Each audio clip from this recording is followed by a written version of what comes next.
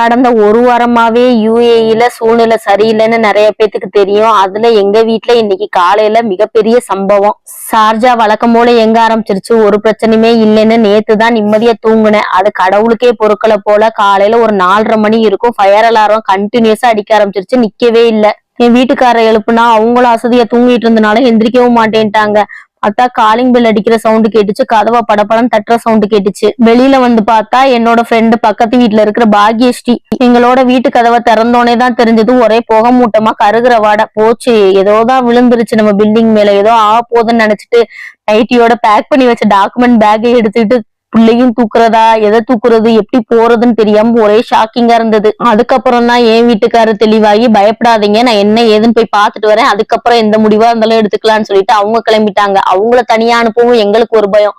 பொறுமையா இருங்க, ஒன்னும் ப்ராப்ளம் இல்ல, கடவுள் மேல பாரத்தை போட்டு நான் போய் பாத்துட்டு வரேன்னு சொல்லிட்டு அவங்க கிளம்பிட்டாங்க. எங்க ஃப்ளோர்ல இருக்கிற 12 வீட்டுக்காரவங்களுமே வீட்டை விட்டு வெளியில வந்து நிக்கிறோம். கடைசியா எதனால அந்த புகை அப்படின்னு பார்த்தா எங்களுக்கு பயங்கர ட்விஸ்ட். பதட்டத்துல இருந்ததுனால என் வீட்டுக்காரர் எந்த ஃப்ளோர்னு சொன்னது கூட என் தலையில ஏறல. எங்க பில்டிங்லயே ஏர்லி மார்னிங் சமைச்ச ஒரு அம்மா ஏதோ ஒரு விஷயம் பொறிச்சிருப்பாங்க போல, அதை ஃபுல் ஃபிளேம்ல வச்சுட்டு பாத்ரூமுக்கு குளிக்க போயிட்டாங்க.